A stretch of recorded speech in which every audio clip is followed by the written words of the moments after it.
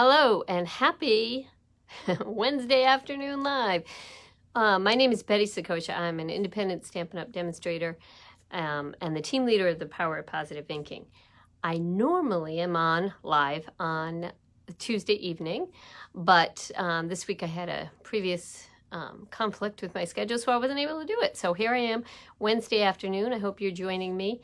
If you're not joining me live, because you didn't know I was going to be here, I didn't actually know I was going to be here right now, but I hope that you can just leave a comment when you actually get to watch this, if you're watching it on replay. So today I am showing you a project that I actually got from a fellow demonstrator a year or so ago, maybe 2 years, I think only a year, but I had to alter it for products that we currently offer, and I will offer some suggestions for products you may already previously own. Hello, Karen. Thanks for joining me. Okay, so I'm going to flip you down, show you the project, and then get started. Whoops. Ceiling. Desk. Okay, let me get cords out of the way. Let me see if I can get this there. Okay, perfect. Okay, so this was the project that I received from one of my friends and fellow demonstrators. So cute, right? This cute little winter hat, but not only is it a cute little winter hat, it's a treat box. The treats have long since been consumed. They are long gone. But I am going to show you basically the same type of box made with just some minor alterations. This was made, I believe, with our layering ovals. So if you own the layering ovals, this would be a great project for you. If you don't own the layering ovals, I'm going to show you some products that that Stampin' Up! Currently offers that work very similarly to this. All right, so that was my inspiration piece. Let me pull in what we're using today. So I loved how she used this black and white gingham. But I don't have any black and white gingham like that, but I do have this here.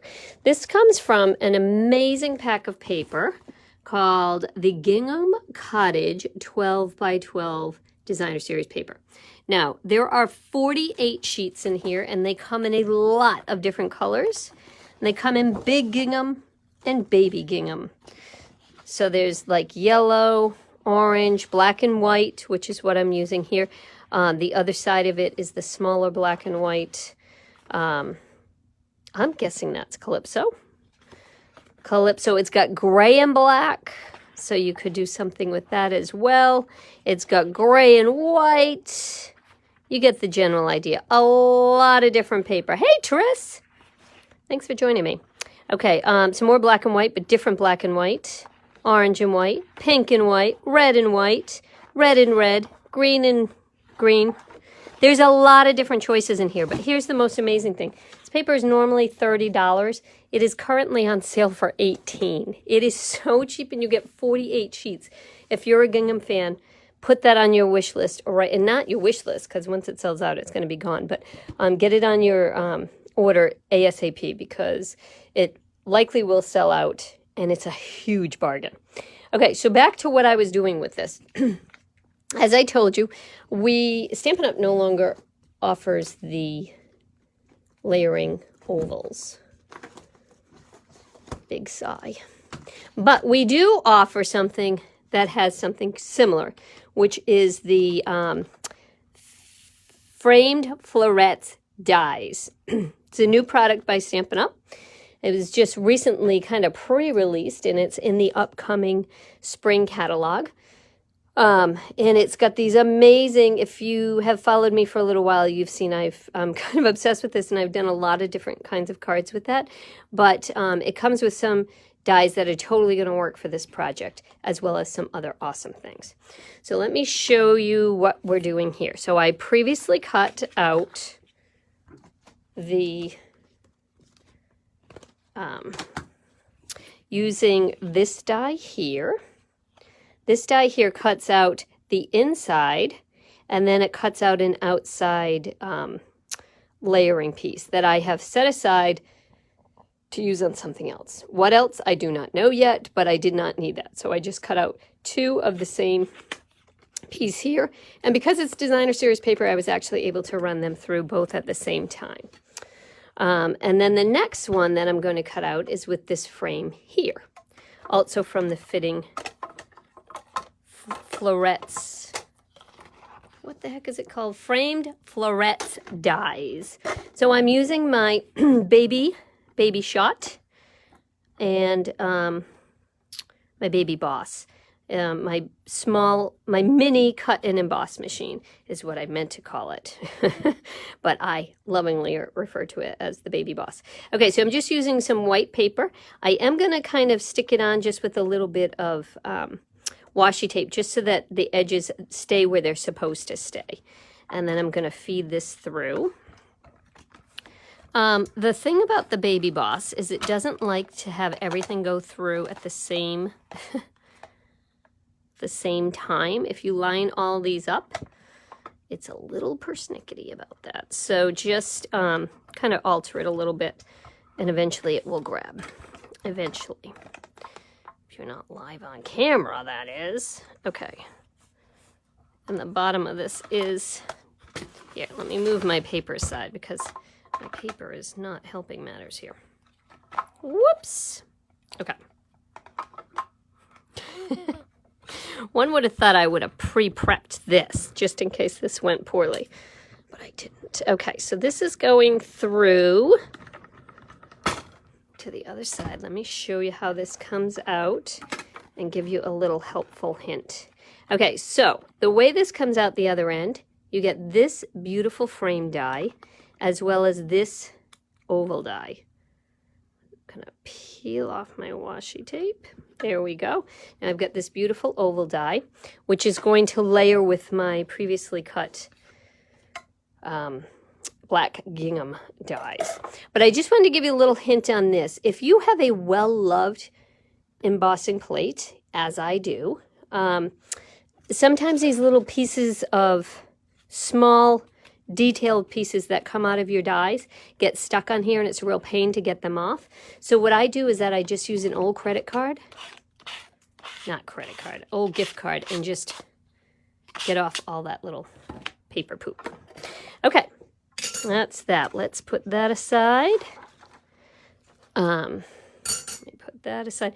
This is just another little tip that I'm going to give you.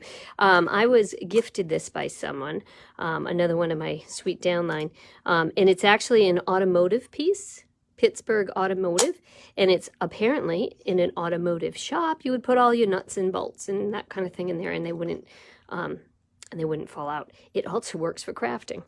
So that is an awesome little thing to have close at hand. All right, I told you there was a lot of paper poop there. Okay, well, let me pull back in my workspace. Okay, this is the piece that I cut out. I'm going to set this aside. I'll use this for another project. I have no idea what yet, but it's so pretty. I will definitely use it for something. So for this project, because there are 2 sides to it, we are using, we need 2 of everything cut out. So I previously cut out 1, just did that for you there. And now I've got my 2 black gingham-ish pieces. They're gingham-like pieces. And I'm using the small print. This is the other side. I think it's a little too big for what I'm doing. And I'm just going to layer it. I don't so much care about the bottom, so I don't care if there's a little more space there than there, but I do want it to be kind of reasonably spaced. The dies are created so that you can layer them evenly. So I'm trying to keep it relatively even. But I don't really care about the bottom because that's going to be chopped right off. Okay, so now let me pull in my paper trimmer, and I'm going to chop off the bottom, as I said. I'm going to cut this at 2 1/4 inches. See if if I can zoom in here so you can see what I'm doing. So I've got this here. As I mentioned, this is a little bit bigger than this up here. So this is the part I want to deal with. This is the top of my hat. And I'm going to set this at 2 1/4 inches right here. I do want my gingham part to be pretty straight. So I'm just going to alter it so it looks, you want it straight. Trust me. You want it straight. You'll send, if you don't make it straight, you'll send it to the one person who has an issue with that. Okay, so then you're left with this kind of thing and this kind of thing, which I don't have a use for yet, so I'm going to recycle. I know most paper crafters keep everything, but there comes a point you have to say, I don't have a use for that. Okay, again, let me unzoom a little bit to show you what I'm talking about here. These lines here are going to allow you to see if things are straight-ish, and you want them straight-ish here. Okay, so that is going to go there. That's going to go there. We'll set this aside for the moment. Okay, so now I've got my two. They look a little wonky right now because we were going to add a brim to it. So if I bring in my original sample here, this is what my friend did previously to hers. But what I'm choosing to do is that I'm using a different set of dies. I'm using the dies called Labels Aglow dies, and they look like this. They're in the current January to December. Nope. That's a whole year. July to December catalog. But the piece that I'm using is this one right here. So this is going to make my brim for my hat. And what I like about it is that it's got this really, whoops, backside. It's got this really pretty stitching on it. And I think that's kind of cool. So I'm going to put this, actually, before I put this on, let's go ahead and stamp our words on the words on the brim. I am using a 3/8 inch little strip of basic white. And I know what you're thinking. 3/8 inch. I know. I know. I don't like using 3/8 either, but I had to. I just want to make sure I have enough for 2. Yep, that'll fit. Okay. I don't like using 1/8 of inch, but in this case I had to. The reason I had to, okay, I didn't had to. I chose to, but the reason I chose to is because I wanted to put this right so that you could see this, so that the stitching would still be visible. And if I did it larger than that, the chance of that happening was not good.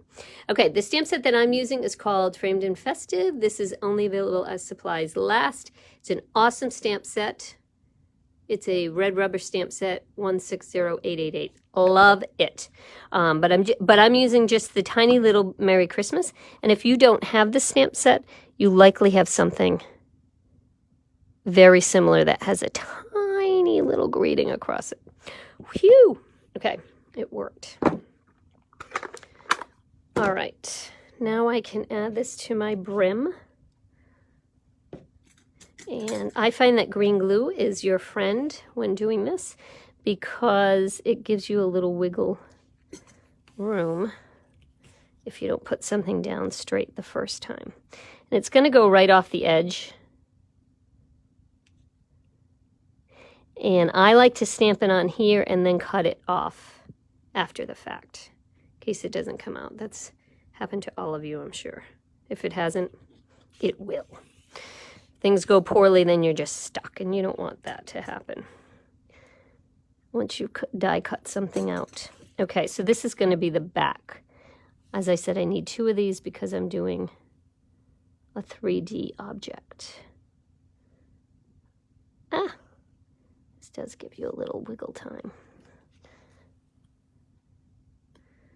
Okay, there we go. So now what I'll do is I'll just flip this over to the back side and just give it a little trim. The reason I do that is anything that you cut, anything that's hand cut, if it's cut on the machine, that's one thing. If it's cut on the embossing machine, that's one thing. But if you hand cut this and you think you're getting it to the exact length, you're probably going to be a little bit off.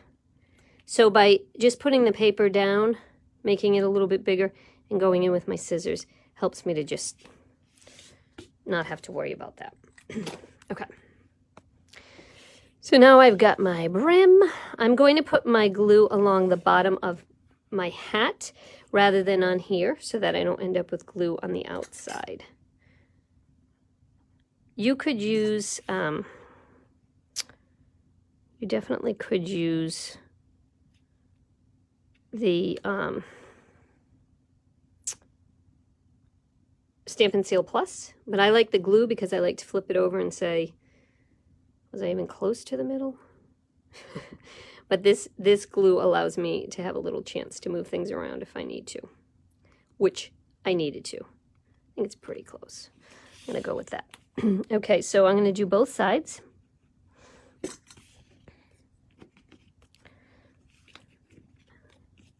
might just be easier to do it like this. Looks pretty close. Okay. So that's going to be the front of my, or the back of my hat. That's actually the front of my hat. Okay. Now, for a little pom-pom, my friend actually used an actual pom-pom, but I have chosen to use some layered circles. So this is from the, oh, not layered circles. This is from the Stylish Shape dies. I use these all the time. Mostly, to be honest, mostly this shape here, these banners and the circles, but they're also square shapes as well. And what's nice is that they have that same kind of stitching that my banner has. So that looks kind of cute. So I've cut out some red dots, or these red circles. These are the smallest circles in that die set. And I'm just going to put that on the top. All right, what I want to do for this is I actually want to line this up so it's the same. Because these two should be the same, and I want the pom-pom sort of to be in the same spot. So I'm just lining it up like this. Peel off the back. Pop that on the top. Whoops! Ay, ay, ay, Betty. Turn that over. I want it to be on this side. Okay, let's try that again. Pop that down. There we go. Okay, so now these two are in the same spot. Okay, now this could be enough if you wanted to make a tag like this. This could be a tag like this. So I made this one here, just changed out the brim, put the two in the from on the back, and this could be a tag for a gift if you are so inclined to do that. I recently was talking to a number of people who said they don't use tags, which shocks me. Like, how does anybody know what they're getting? I use a lot of tags, so I like lots of ideas for tags. So that's an idea for a tag, but we're actually making this into the box, right? So this box here, because of the shape of this box, this was a little bit taller than what I could use for mine. My hats are a little bit more squat. So I changed up the box a little. So I'm going to give you the measurements that I'm using for my box. So I cut it, the piece of paper that I'm using, the piece of cardstock is 3.5 by 5.5. And then I am going to score it. I can show you that right there. So I'm going to score it. Actually, I'll take a picture and post this at the bottom of this as well, and I'll put it in the, I'll put the measurements down. But I am going to score this at 1/2 inch. So on the 5.5 inch side, the longer side, I'm scoring at 1/2 inch. Oops, get that cutting blade out of there. 1/2 inch, 1.5 inches,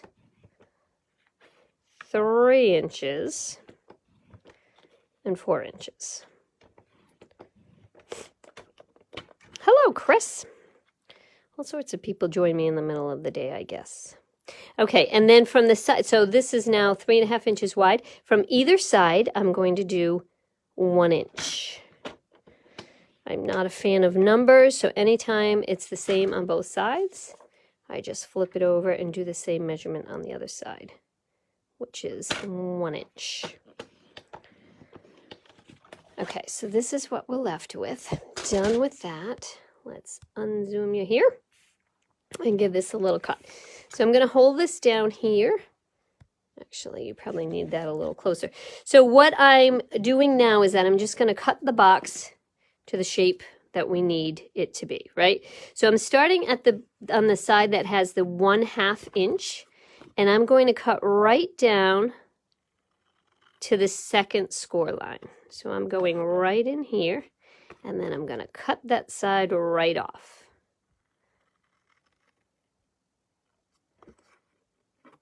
Okay, and I'm going to do the same thing on the other side. Go right to the second score line, again, starting at the side that has the 1/2 inch score line. So I'm left with this. This is the ultimate shape that I'm left with here. Okay, now I'm going to go in on each of these score lines and cut right up to the first score line. Now what I like to do, and many people like to do because it's a little bit easier, as this is a handmade thing, your cutting is never quite as exact as you want, is what I'm calling this is mitering the corner. So I'm just going to go in at a little bit of a triangle, just a little bit of an angle there, as opposed to just this straight piece here, and it's going to make folding this much easier. So I could do that in the first place, like this side here. I'm just going to go, rather than cutting it straight up, I'm just going to go right in at a little bit of a triangle, right up to that first score line, like so. Okay, and then I'm going to do the same thing over here on the edges. Whoops, I got some glue on my scissors. So I'm going to do that right over here, just cut a little bit of an angle.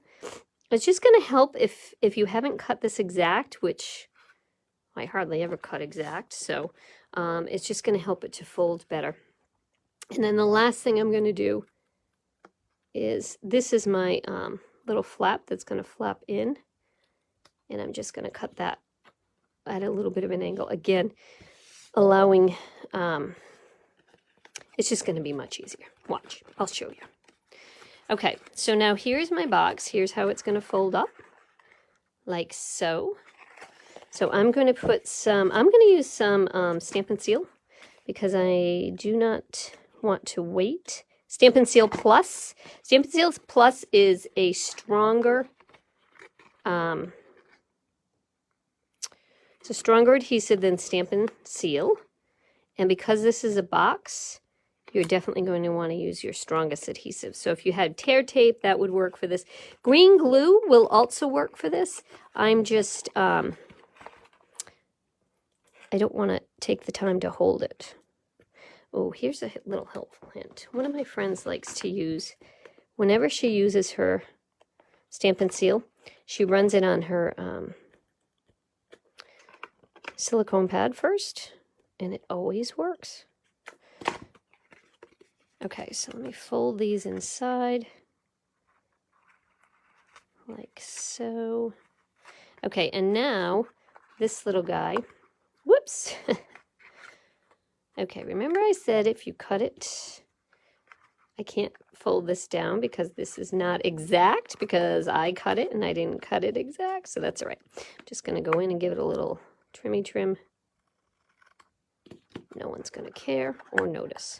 Okay, and now this is my little box, okay? This box will hold 4 Andes Candies, 3 at the bottom and 1 across the top. It will hold 4 Hershey Kisses, or it will hold 2 Dove chocolates. Probably could fit 1 more Dove chocolate, but I think it would be a tight fit. So I'm going to say 2 Dove chocolates. Plus it's Dove chocolate. 2's plenty for most anybody. Okay, so now I have my box like this. I am going to put green glue on this because I do not have my tear tape accessible, which is really what I would want to put on here. But I can't. So I'm going to do this. I'm bringing over the front. No, I'm bringing over the back of my hat box. And I'm going to put this down right along the bottom, hopefully close to the middle. Maybe you want to use green glue. That way, if you're not right at the middle, it gives you a little wiggle space. And just give it a minute to hold there. And then I'm going to do the same thing on the other side. So I've added my glue here. And I'm going to do my nose to table positioning here. So that looks pretty good. Just give it a minute to adhere. Okay, so now your box, oh, I guess I did do it backwards. No big deal, no one really cares. You're giving them chocolate, they're not gonna complain. Okay, so that is the treat box. I'm going to fill it with my Dove chocolate. 2 different pieces of holiday Dove chocolate. Well, would one more fit? I don't want to be cheap. Oh, 3 will fit. Perfect. Oh, they'll definitely be happy now. Okay, so 3 of those will fit in there. 4 Hershey Kisses or 4 Andes Candies. Okay, now to finish this little guy up, my box wasn't quite straight, so I'm straightening it out here, the bottom. Okay, to finish this up, I'm going to add a couple of accessories. I'm going to use the flat jingle bells. I love these. These are on the last chance list. You might want to invest in these. I could use a glue dot to hold it down here. In fact, that's probably be a great idea if I had a glue dot within reach of me, but I do not see a glue dot within reach of me. So I'm going to use green glue. Green glue, by the way, is Tombow multi-purpose glue. It's not green at all. Okay, so I'm going to put my little bell down there. Ah, so cute. Let me show you how cute. So cute, right? And then I'm going to use a little bit of the black and white gingham ribbon, which is available in the annual catalog. You can also color this by using your blends. So if you wanted it to be red and black, you could do that. If you wanted it to be blue and black, green and black, whatever you like, you can go ahead and do that. Okay, so I'm just going to trim off some edges because I just want a tiny little bit of this ribbon. So I just tied a knot. This could not be simpler. Probably took about an inch, maybe an inch and a half. And I'm going to apply a little bit of green glue. Again, if you had a glue dot, it would probably be really useful right there. But there we go. So cute, right? All right, so let me pull in another finished sample that I made. So this one's actually really stuck on there. And this is the one with the 4 Andes Candies. So I did 3, let me just show you how they fit in there. 3 across the bottom, 1 across the top. Who doesn't like that? This one has 3 pieces of Dove chocolate. And here was my original inspiration, which is a slightly different, slightly, whatever you call that shape. It's more like that and less squatty. But in any case, it basically served my purposes, and I was real pleased with it. So that is something that you can do just as a little stocking stuffer to hand out to a couple of friends along the holiday season. And it doesn't have to say Merry Christmas. It could say anything, and you could use it all winter long. All right, so let me flip you around. No. Okay. I almost hit the wrong button again. When filters go bad, right? In any case, so that is a helpful idea. Oh, Chris is just saying she couldn't order them. Are they sold out already? Oh, okay. Well, just put a little, oh, the bells, the flat bells. Oh, I'm so sorry. I should have never shown you because now you're really angry at what you can't get. I am so sorry. They are so cute. What I would say is just put a little bit of ribbon on there and call it a day. I think it would be really cute. Plus, the one that my friend Debbie gave me had a little bird on it, and that's really cute too. You could probably do that as well. All right, so you definitely want to check out the last chance list. You can go to my website, bettyboop.stampinup.net, or to whomever the demonstrator is that you brought you here. Go to their website, and they will take care of you for that. Just go to the last chance list. That is where that paper is, that big pack of paper that is now $18. That was previously $30, and will serve all of your gingham needs. Everything else I think you can get except for maybe the flat bells. I'm so sorry about that. But if there's anything else that you need, certainly reach out to me. If you have any questions at all, reach out to me and I'd be happy to help you. Again, you can visit my website at bettyboop.stampinup.net, or go to the demonstrator who brought you here. Go to their website and they'll take good care of you. All right, thanks very much. Thanks for tuning in a day late. I appreciate it, and I will talk to you guys later. Thanks. Bye.